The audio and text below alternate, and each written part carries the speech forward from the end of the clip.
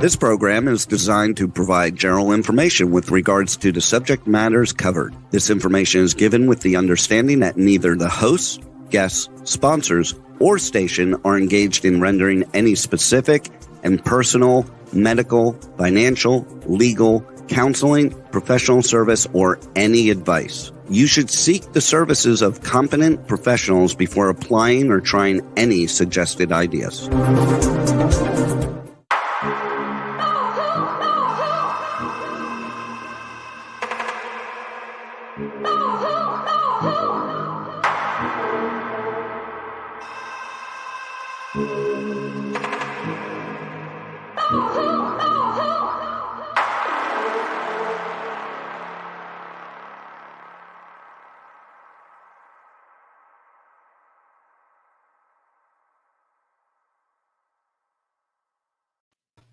Good morning, true seekers and true crime junkies. This is Nanette Bartow back with another week of Hit the Road Jack, Finding the Zodiac. I am taking us back a couple steps here. It turns out in my research this last week, I discovered additional information. I know I talk a lot about Stephen Dewhurst, so if you missed the episode where I talked about his book, The Demon of the Southwest Wind, of course, it's got some great information in regards to Jack, even though Stephen Dewhurst attempts to interject himself into the lifestyle and habits of the Zodiac throughout the book. You can kind of disregard those and skip through really quick to find some of the information that we are talking about in this presentation. And it is this book, of course, because Stephen Dewhurst spent a good amount of time with Dennis Kaufman, which was Jack's stepson, going over the life and stories of Jack Terrence, which I find some in here to be accurate. I find some to be out of time frame, and I find some things to be a little inaccurate. So I'm really trying to mesh all of this information together to make sure that the time frame in which these situations that Jack claimed occurred had happened at the proper time. So we're going to climb into the presentation, and like I said, I'm going to take you back just a few slides and try to make through relatively quickly. So some of the updates I put in red here on this particular slide, we talked about April 1954 to October of 1954. Jack fails an electronics A school, which I was not aware of. That was the school he was going in, so I wanted to be able to put that into the presentation. It turns out that the electronics A school gave Jack a training in radio and electronics. So this is where his actual training comes from. I really thought that occurred over in Japan when he was in Atsugi. And it turns out he actually was training for this on purpose in the last half of 1954. So I did notate too, Dewhurst's book indicates that Jack's commanding officer failed him. I don't know. I did not see anything that indicated that, well, I guess it does, failed, lack of interest or application, preferred sea duty, or other. So Dewhurst's book indicates that the commanding officer shows that Jack had a grade that could pass, but for whatever purpose, attitude or otherwise, he claims that the commanding officer failed Jack in that course. However, I also see underneath that the preferred sea duty or other almost indicates that Jack was involved in some way, his exiting this particular portion of the military and going over to Japan. So he was literally asking for sea duty versus wanting to be in school back at Treasure Island. The reasoning does appear to be between the two. I did not see the actual grade that Jack received in this class, nor does Stephen Dewhurst's book indicate what his grade was. He says passing, so I'm going to assume a C at this point. However, this kind of brings me back to when he says that maybe someone important took a disliking to Jack, such as the commander, somebody so high up, he was he believed it was unusual that this individual would take an interest in whether or not Jack passed or failed the class and then sent him off to Japan. I tend to believe a little more along the line, since MK Ultra is kind of at the heart of everything that is surrounding Jack and where he goes at this point, that there's a possibility that that commander was also aware of Jack's abilities and the desired use for him over in Japan. So I'm going to go back with maybe someone important knew Jack was to be a part of MK Ultra, if you will. So moving on really quick to where I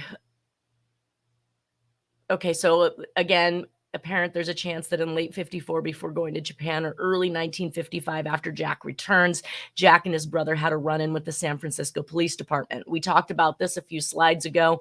I actually had to move it up into the presentation to more current time frame, which is 54-55 per Dewhurst's book. If it was in late 54, this could have been the reason Jack was sent off to Japan. If it was early 1955, it would have been when Jack returns, which it sounds like, yes, we come back from Japan and meet up with the brother and have a night on the town. That sounds pretty logical, as well as the former, which was that, and it only says Jack and his brother, I believe. So no, he does indicate Don. It's not Charles. We know that he went off previous to his enlistment in March of 54 to pick up Charles and his wife, dropped her off in Arkansas for 6 months, and returned to San Francisco and entered back into the Navy and into the electronics A school. So we do see that this particular circumstance either occurred before or after the 4 months in Japan. Could have been the perpetuating reason for him going, and also could have been the reason why he started to kill when he came back with his disdain or hate for the police. We also looked at the 1955 letter that Jack wrote to the Boilermakers Union in request of a union card, and Dewhurst writes that Jack actually had met back up with Iko in Japan during this stint. And just as they were settling back in, that's when this actual letter from Letha comes out to Eisenhower, which again, I misstated in a previous era, and I had that wrong. So we've now moved it up to where it needs to be, which is in 1955. Letha writes the hardship letter to President Eisenhower, who gets Congressman Miller to seek a discharge for Jack so that he can take care of his family. Now, this brings me to the point that it indicates in Dewhurst's book that Letha with the 4 children were staying in San Francisco in military housing. So I'm not sure how Jack in 1955 in Japan at the time is staying or residing at this 346A Singleton Avenue, Alameda, California. So I did some checking on that as well, because it doesn't coincide. If he comes back from the military, you would think he would be back in San Francisco if that's where she is with the kids. I've kind of contended this entire time that Jack didn't return from Japan and immediately go back home to Letha. I think this is really when things started to fall apart for him, because he is going to divorce her here soon.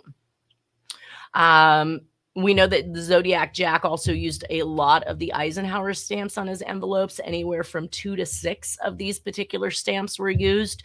And we know that there are lots of different stamps out there that people could buy, even back in during this time frame. So this was specific, I believe, because stamps become a big thing in the MO of the communications, as we will see when we move into that phase of the presentation. All right, so I ran Singleton Avenue, and it is near the water. It is near a port. I did not see any indication, though I did not track this area back too far. This is in Alameda County. I do not know or could not find any information in regards to it having been military housing, and it does definitely look like a set of condos, and even a newer set of condos, because we can see right here is the Singleton Avenue street. And then inside of that, we find these condominiums. And we see over here bare land in which it appears as though they're going to begin breaking ground for condominiums as well. So that doesn't mean that this entire area couldn't have been bulldozed and redeveloped into what we see now. I just was not capable of finding anything that would indicate that this had ever been a military base. And again, this is in Alameda, not in San Francisco, where Dewhurst's book puts Letha. All right. And so we talked about the Singleton address and where it was at. And then we talked about the possible run-in with the SFPD. And then, of course, we see our first murder in 1955. So Jack is not back in town in California for a little more than a month, and we have our first murder in California since 1949. So literally almost a 6-year break in California, and Jack appears to have been gone or very busy for most of this time. Jack claims he lives in Berkeley by November of this year, and that's actually where this little girl is abducted from. So on April 28th of 1955, we have 14-year-old Stephanie Bryan. she resided at 1408 San Jose Avenue in Berkeley, California. Her body was found a few hundred feet from Abbott's family cabin. We'll talk about Abbott in a second here, in Weaverville in July. So basically gone missing for approximately, it looks like 2-3 months. Her underwear was wrapped around her throat. This is consistent with some of the other murders that we have been seeing, where there's clothing of some type, whether it's stockings or shirts or skirts, that are wrapped around the victim's neck to strangle. Her person or ID is actually found in the basement by Georgia Abbott, which is Abbott's wife. She is the president of the Oakland Branch State Cosmetologists, and Burton Abbott is his full name. So he was actually the person who was charged, arrested, and convicted, and subsequently killed for this crime. Police later found glasses and a bra buried in the basement of Burton Abbott's house. Burton Abbott was convicted and sentenced to death for the crime in a very unusual manner, because this is one of the first deaths that occurred in regards to circumstantial evidence. So evidently up to this point, nobody had received a death sentence in regards to circumstantial evidence. They would normally have gotten life in prison. However, Burton Abbott not only was sentenced to death based on circumstantial evidence, he was also killed 2 weeks previous to the end of his appeal status. So his attorney wasn't even given the full time allotted by law in order to make an appeal for him, though he did try very hard. He had one stay of execution for an hour, and the second stay of execution evidently came in seconds after the cyanide drops had been dropped into the liquid, thus gassing and killing Burton Abbott. So as the story goes, we see here the abduction occurs down here in Berkeley, and then her, Stephanie Bryan's French book from class is found at Franklin Canyon Road, and you can kind of see that is on its way out of town kind of thing. So a deposit of one book for some eerie reason in Franklin Canyon Road, and then we find all the way up here at the top, approximately 4 hours later, in Weaverville, her body is found a few hundred yards from Burton Abbott's cabin. So in May of 1955, and I've seen two different ways that Burton Abbott was a professor or a student. I was really trying to dive into that and dig out who he was, what he was about, what his wife was about, the victim's family was about. And I found two different relations. One said a professor, one said a student, but it was in accounting. Abbott's basement had also been used as a polling station where the items were found. So it brings us back to whether or not he was a patsy or in someone's way. And it also brings back, how did this 27-year-old student, if he was a student of UC Berkeley, end up controlling a polling station in his basement at this time? And I'm not sure what that polling station was for. I have not found any indication of whether or not it was for political reasons, for actual elections that were coming up, or if it was something just simply for Berkeley in itself. We don't know at this point. However, it does lead us back to, at this time in MK Ultra, we do know that the doctors are involved in MK Ultra. We do know that university students are involved in MK Ultra, as well as the military. So my biggest question here is how is he hosting a polling place, for what and for who? And finding that information out may lead us back to why he was targeted as a patsy, if he was. His father was actually Dr. Charles Bryan of Peralta Hospital in the Oakland area, and his mother was Mary Bryan.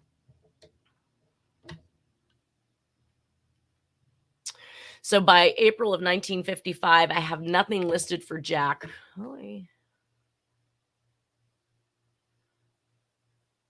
Nothing listed for Jack for work. Not really sure where he's at or what he's doing. I did read in Dewhurst's book that he was able to obtain his job back at U.S. Steel. I was under the impression that U.S. Steel, where he was working at the time, if the paperwork is correct, was back in Oklahoma. And I did a search out there for U.S. Steel, found them in many locations, but certainly not in Oklahoma. Doesn't necessarily mean they didn't have some type of facility there, because if they're providing steel all over the world, likely that they have many more than just a single steel mill that's running business. But this is where we see the first ham radio license that Jack obtains. He now notates an address in Berkeley, California. So if you remember me talking about Jack usually commits a murder where he intends to move to, this would be that type of a situation. Oh, let me also go back and say that, sorry, in the Stephanie Bryan case, that oh goodness, that Burton Abbott, while maintaining his innocence and claiming having not done it, also really had a smug attitude. And there is, as we've said before, belief that there are other people involved with some of the situations that are going on. So in my mind, he never looked, or it never sounded like he was scared or worried that he was going to be caught for this crime, almost as if to say that his smugness was that he assisted in maybe hiding some of the belongings, but knew that he hadn't committed the crime. And that's what created the smugness and his belief in the justice system, that he would not be found guilty for it because there was no evidence linking him to that murder. But it does not mean that he didn't help or facilitate, because he, in fact, used an alibi of having gone to that very cabin the day that she had gone missing, that was supposed to support he was 300 some miles away, but then lo and behold, her body is found at the cabin. So there is some strange things going on there, and it would it's something we're obviously never going to probably figure out, but it would be interesting to know. So back to Jack again. The first instance here also on the card is the first time we see Jack use the word Jack. He had typically, as you see in the letter from 1955, just a few months before, he labeled himself as quote J quote W quote Terrence. And that's how I had primarily seen his name on all of his military paperwork and everything up to this particular point in time. So now we see that he is actually using the name Jack W Terrence. He's also dropped off the junior here, though we do see he didn't use junior up here. All the rest of his military paperwork indicates junior. The address is now 1817 and a half 7th Street, Berkeley, California. This address is only 10 miles from the safe house in San Francisco and Bohemian Grove and Freemasons headquarters, which we'll be talking about some of those later on in the presentation as they relate to the areas that they're from. We also see that on his ham radio license that the word Caliph, just like it's used by the Zodiac, is printed in this particular address sequence. And we know that the Zodiac used that reference that spelling. Jack's residence in the Bay Area are never too far from the MK Ultra headquarters, and it would be interesting to find out where U.S. Steel operated in this particular area if Dewhurst's book is correct and that Jack went back to work for U.S. Steel. Also, it would be interesting to find out. I would tend to believe that if you are a ham radio operator, they would want to know where you are operating out of and that your unit would be located at that particular address. Again, something I'm not sure of, something I might have to make some phone calls on just to kind of get an idea or find out. So Jack shows, and I haven't actually looked up 1817 and a half 7th Street to get a bird's eye view to see what that looks like in Berkeley. It does look like it is at the tip or the corner of something that could possibly be, it looks rather open and free of housing. It would be, yeah, I will check that one out and maybe get back with that one on next week. So we do show that Jack's 7th Street address does go through at least March 26th of 1956, because he applies for an additional, now he's a technician on his ham radio operation. And of course, this is giving him the ability to code, decode, cipher, do all of the things that the Zodiac actually did. We see also at this particular point in time that Jack's mom marries Scott Willamuth in Reno, Nevada, while they both lived in San Bruno and San Mateo County. Or at least that's what the marriage certificate is indicating. I was under the impression that Flova was back in Texas at this point, but it appears she's in California, and I'm not sure how long she's been out here. which kind of takes me back to some of the previous years, 48 through 51, around there, where Jack is actually back in Oklahoma area. That doesn't necessarily mean that his mother couldn't have been there as well, and that the reason why he ultimately came back to California is because she also moved out here as well. I'm just a little not sure about what's going on, but I did show that we see a new killing spree spark back up in the Illinois area right after this marriage. The Bay Area becomes a hot spot in the future, but not during that time frame in which his mother was residing here. We do know that we have an address at some point in time that literally puts her back in Texas, which is where Jack returns on a consistent basis to visit her, and that's coming up here soon. So she didn't spend a lot of time in California. That brings us to our first two murders in Illinois. On December 28th of 1956, Barbara and Patricia Grimes were abducted from the Brighton Park Theater in Chicago, Illinois. I've seen a lot of information. One of it said that they were running away to Nashville to an Elvis Presley concert, or at least that might have been a rumor. We do know that they were going to the Brighton Park Theater to watch an Elvis flick. So that may have been misconstrued over the time, and the news may have misreported running away to see Elvis Presley in concert. But there was really no hard evidence that that was occurring. So they disappeared after going to a cinema to watch an Elvis Presley movie. If they had ran away at this point and were on their way to the Nashville area for this Elvis Presley concert, then there's a good possibility that this did happen and they were abducted in some place other than Brighton Park. It just really, we don't know, and all we do know really is that was the last place they were seen, other than sightings by individuals when the search was on for them. Chicago, so the disappearance launched one of the biggest missing person hunts in Chicago's history. However, the police were not able to determine what happened to the Grimes sisters. Last seen January 3rd at Craig's department store, which would indicate, if this was true, that they were being held previous to the death. But if they're at Krieg's department store, are they alone? Were they sighted with someone else? It wasn't a lot of information given in regards to this. But if they were accompanied by somebody who had them under their control, then this would have been almost a mimic or repeat of some of the instances that we see, like the Oakland County child murders, where the children are held for days to weeks at a time before being murdered. Or the alternative to that is that they are seen alone and they are really running away to this particular concert, and they are not abducted until some later point. The friends of the mother believes they received a call from one of the girls on January 14th.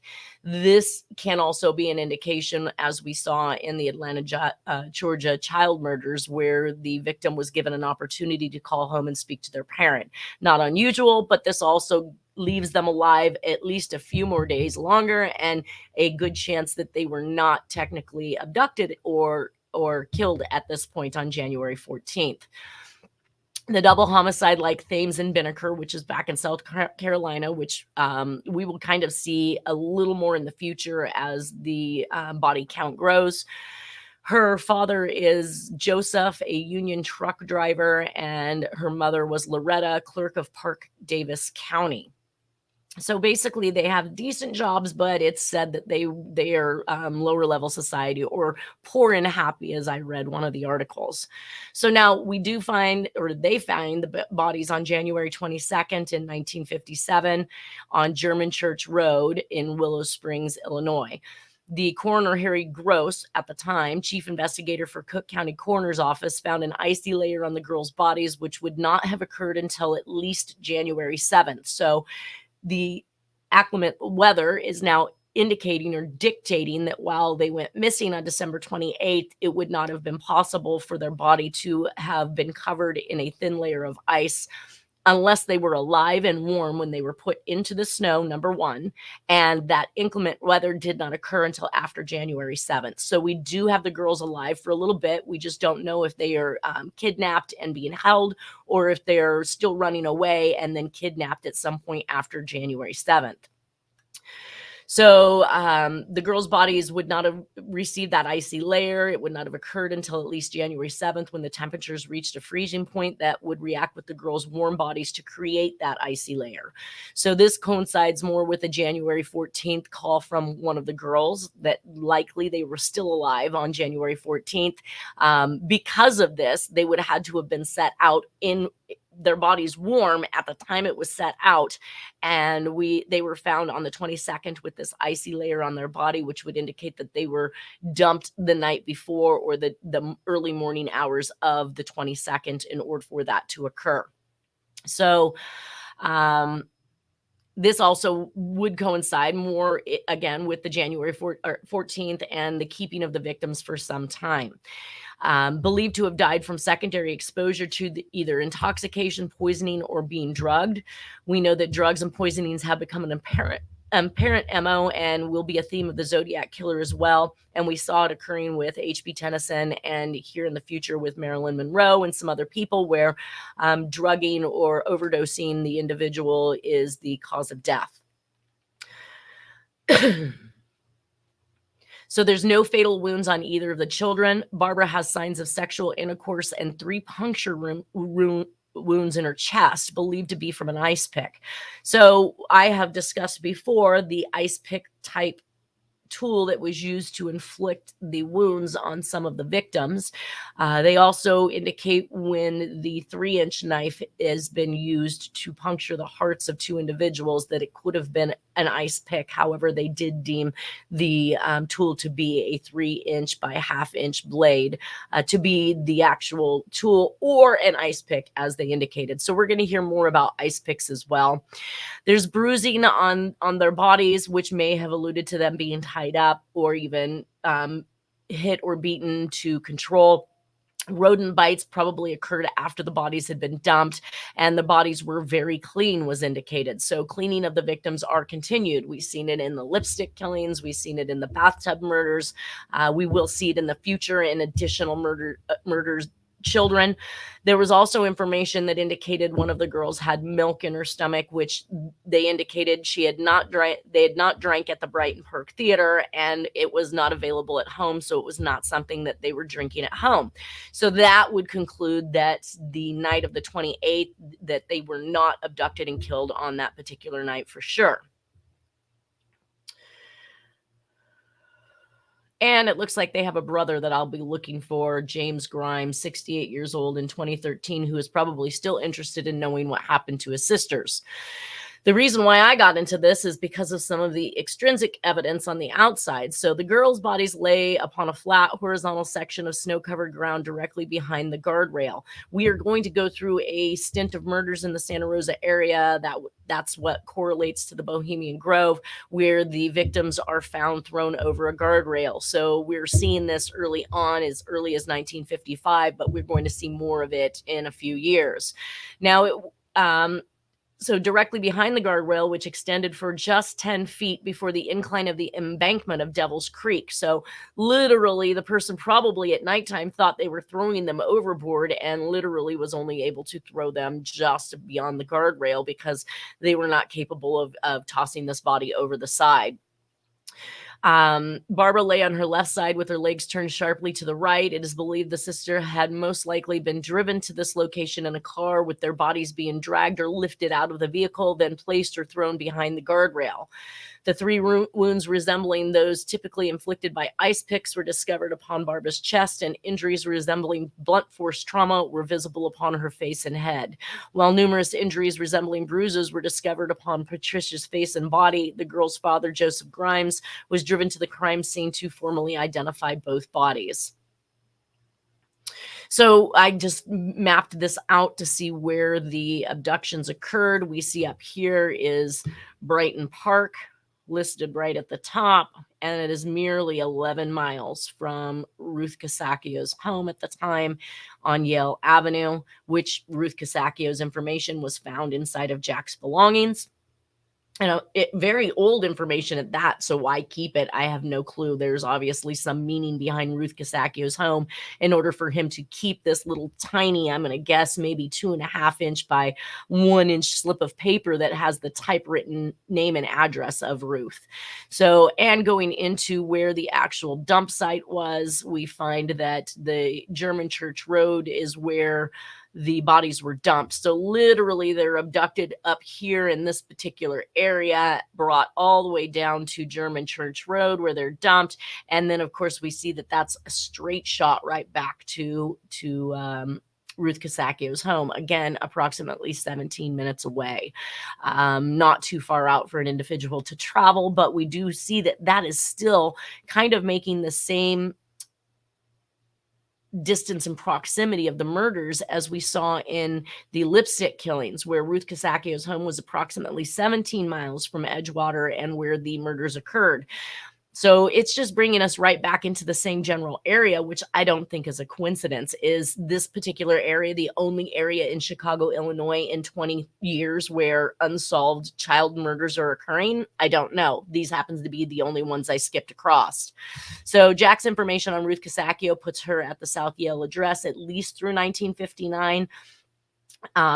And I was sourcing relatives at the time, tried to make an attempt to make some contact with them, but was unsuccessful and did not hear back from anybody. This is what got me into the Grimes murders, which is in a shed not too far from the bodies. A detective found a board with a very cryptic message, just like those found in these cases. So there are these sheds that are wide open, just a mile from the park where the kids were dumped, or park. Isolated location where they were dumped. A mile away is this particular shed with this very interesting or cryptic message, which continues to say, please help, B plus B, help. They just keep writing it over and over again. So the please help or help me or all of this is definitely a ploy that we consistently see in the communication. So that's what drew my attention to it. The bodies also being dumped over the guardrail, and them being displayed nude, completely nude, just as the Black Dahlia was. We do have a interesting case I just throw in here to keep this one up to date and in the public's eye. But on February 25th of 1957, they had boy in the box that was found in Philadelphia, Pennsylvania.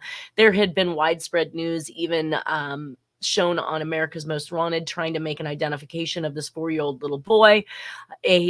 4 to 6 years old is what the news reports state. He was nude, beaten, and found in a cardboard box. So again, we had some consistencies in regards to these two girls that were found beaten and nude and dead. But this is off in Pennsylvania, and it doesn't mean that Jack isn't back and forth between this particular time frame. He ultimately does not stay in any location that he kills for too long, because he gets out of there and becomes that ghost we know him to be. So as I pulled this out, I also noticed that the indicators, or the, sorry, you can't see my finger, guys, indicators or the arrows. So we talked about arrows early on in Black Dahlia, where we saw the area pointing next to, or stating next, was Armand Robles. And we find these arrows in here as well. Some people had indicated they kind of look like newspaper edit arrows. I'm not in the newspaper business, so I don't know if that's entirely true, but they had stated that these types of arrows would be used to either make edits, corrections, to ultimately edit the newspaper. But that brought me to the communications we had before. So not only do we have help, but we also have the arrows that we've seen.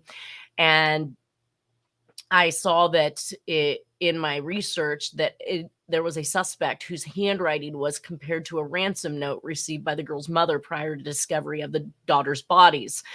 I have not seen this. I searched really hard for it this week. week trying to find some version of it. And maybe a Freedom of Information Act should be pulled on this one. I need to make myself a note on that because a ransom note also goes along with and to know when that ransom note was received would be very important as well. But every time we see a ransom note in these cases, the victim is already dead. So it would be interesting to know when this was received versus when the bodies were found, and whether or not they were ultimately killed because this ransom wasn't followed. Either way, in May of 1957, Loretta Grimes also received an anonymous telephone call from an individual who claimed to have undressed and killed her daughters. Although the Grimes family had received numerous hoax phone calls following the girls' disappearance, this particular caller having ridiculed police efforts to affix blame upon suspects, such as Edward Bedwell, ended his phone call with the information indicating he may indeed have been the perpetrator. I know something about your little girl that no one else knows, not even the police. The smallest girl's toes were crossed at the feet. So this is extremely interesting for very many reasons. First off, to ridicule the police for having the wrong person is absolutely Zodiac 101. And actually, we saw it in the Black Dahlia as well, where if you got him, you don't need me, or if he confesses, you don't need me, or if you believe those forgeries, then you've got the wrong person. So we're seeing a lot of this type of behavior in these communications, and it indicated that the caller had laughed before terminating the call. So now we're back to Zodiac Communications 101, which is we have a ransom note, we have a phone call home by the victim, we have a phone call to the parents by the suspect, and there was an indication that there was more than one communication that was written in this case. Again, I believe that these have probably not been released to the public, but I would very much so like to be able to do an examination of those particular communications to see what we're dealing with, whether it's typewritten, cutouts, or even handwritten. Either way. So on the same night in which the newspapers were reporting on Bonnie Lee Scott's discovered body, Loretta received another anonymous call stating he got away with another one. Now, we will be talking about Bonnie Lee Scott in regards to another killer, but it looks like the killer indicated got away with another one, which was all he stated, and that the police would not be able to pin this on him. That's also something that Jack believed. He's not concerned. He knows the police doesn't have anything.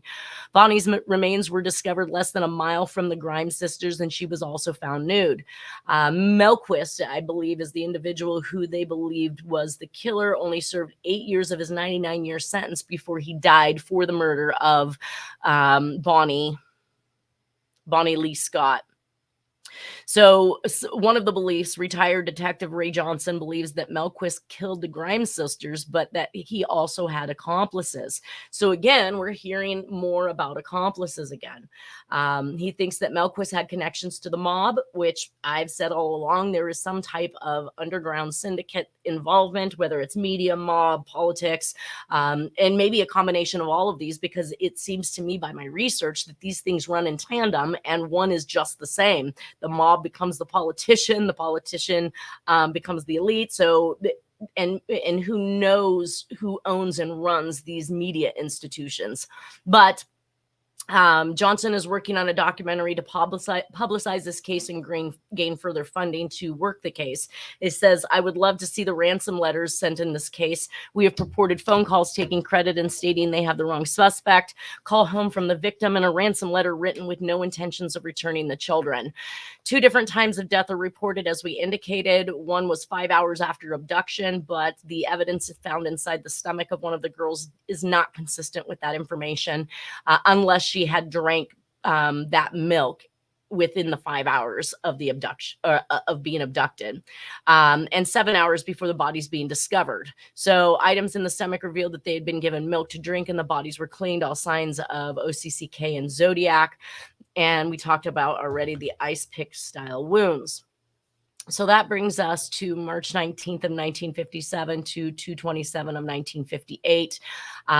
Jack is now using an address in San Francisco. And again, this was not something I looked up to see if it was a military base or not. It doesn't appear so by the Google map, but based on the fact that Jack in March of 1957 applied for a ham radio license once again, he is now listing himself directly in San Francisco.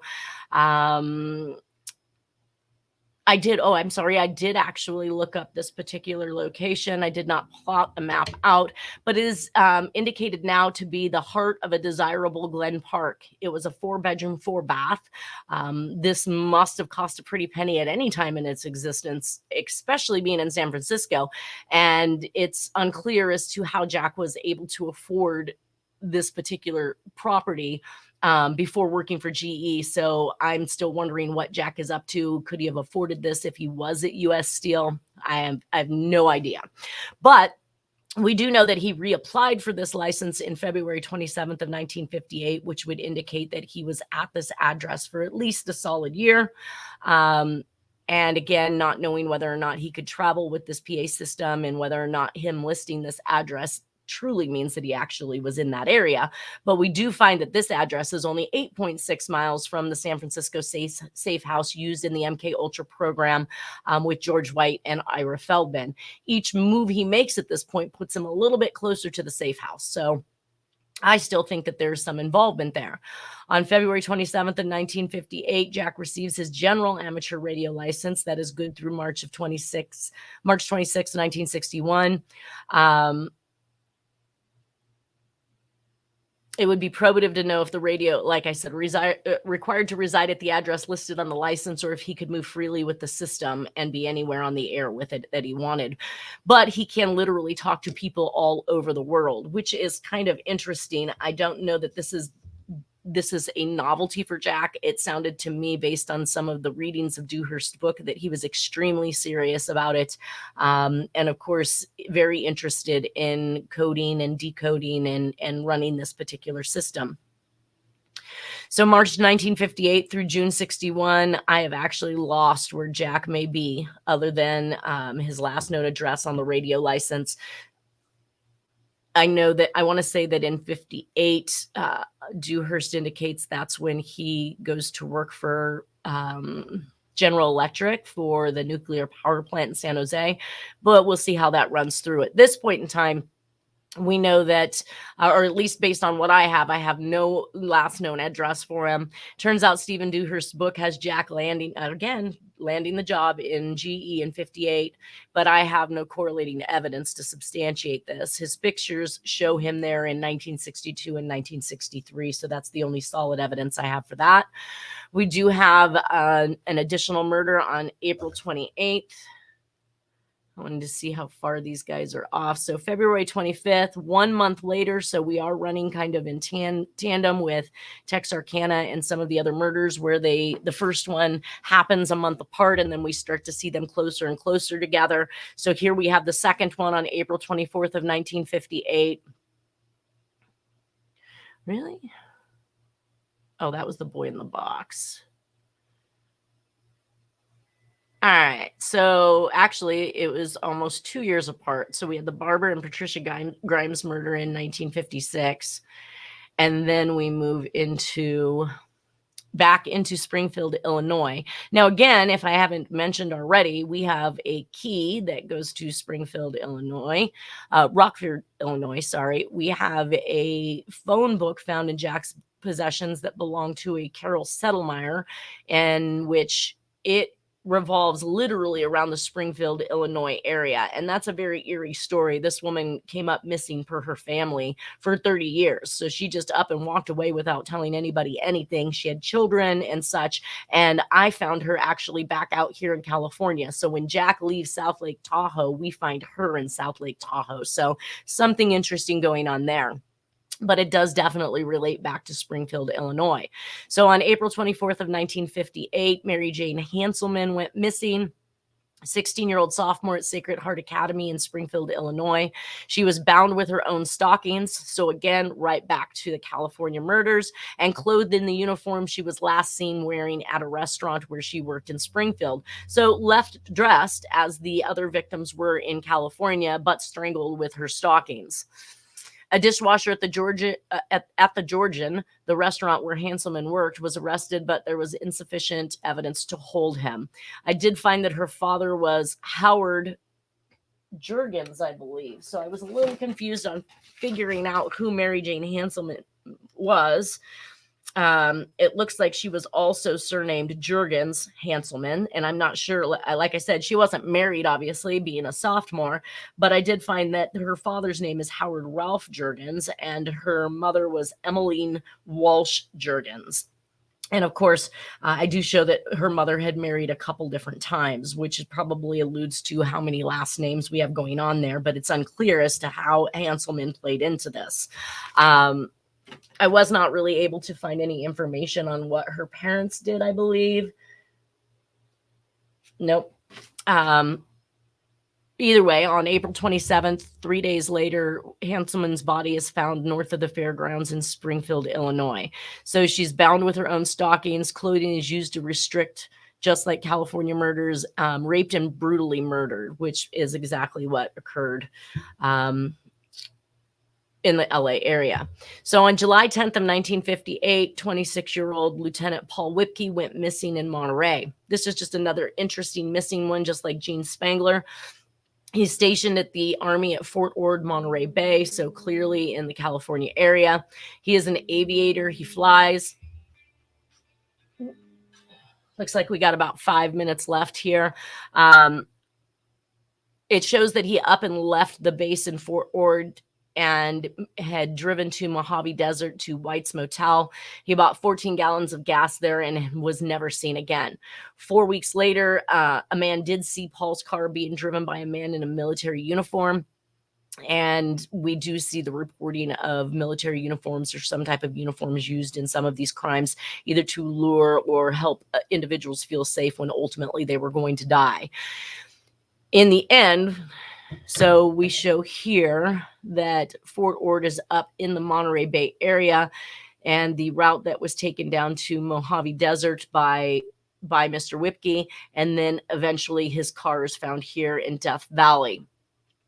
So there, next to the car was a pile of cigarettes. I don't know, and I probably put this down because the fact that Whipke was not a smoker made it that much more interesting to find a pile of cigarettes right next to the car, as if the individual was sitting in the driver's seat smoking and just tossing them right out the side. And we know Jack was a smoker, so there is some talk about Whipke being a recruiter for the CIA. If this was true, then this would be the way that he would have had involvement with Jack, as far as I'm concerned, or at least in my theory. Also, this could simply be that if he was an aviator for the CIA and he simply just went and disappeared himself. So he may not have died. His remains have not been found at this point in time. But in 1982, they declared the military declared that he died while on duty. I did find some interesting information that the military believed that he'd driven his car to the Death Valley area, which was a very forbidding area, very hot sun, and that he had simply walked away to commit suicide in the heat. I don't know of anybody being able to suicide themselves by heat or thirst or otherwise. But the interesting part that I found in this information, which you can read a little bit of this later yourself, is that they had that his brother Caro, who believed that he would not have killed himself, was under the impression the military knew much more than they were indicating in regards to his happenstances. It's simply because they reported they were packing up his belongings, Mr. Whipke's belongings, the day after he left. So he's been AWOL less than 24 hours, and they're already packing up everything to send home. The odd haste, Carl comments, dryly left him super hyper, super quick. They must have known he wasn't coming back, or they'd have waited for waited before writing him off. So Carl also dismissed the Army's contention that Paul had deserted. They said he ran away into Death Valley. Then they hinted that he killed himself. I can't buy that, Carl said. Nobody would go AWOL in a hellhole like Death Valley, and there are easier ways to kill oneself than dehydration. Just as I said. Carl was of the belief that the members of the Army drove Paul's car into the desert sometime after the lieutenant disappeared, which again, cover up all day long, or CIA, let's get him out of here and disappear him. So undaunted, Carl accumulated thousands of government documents as well as many sympathetic allies in Congress and the military, but all the efforts just left him going down darker and darker rabbit holes, which is basically what I've done in this. There was also some indication that that Paul Whipkey had also been interviewed by Army intelligence agents, and that it was noted that he had also, I believe, was assigned to temporary duty at Camp Desert Rock, Nevada. They dismissed Carl's other crimes.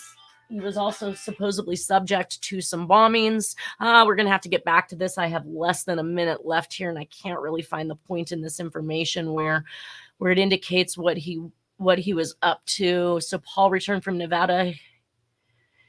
He developed black moles and plantar warts on his hands and body. Whipkey began to complain of unaccountable feelings of sickness. This was after being exposed to some of the bombings, test bombings that were going on. So there's a good possibility he came back sick due to radiation. And I believe Carl Whipkey believes that he was either suicided or went missing, or maybe he even became some type of a study based on what these bombs could do to people. Either way, I will find that information. Also check on that Mizpah address and get back with you guys. For now, I hope everybody has a wonderful weekend, and we'll see you next Friday. Thank you and take care.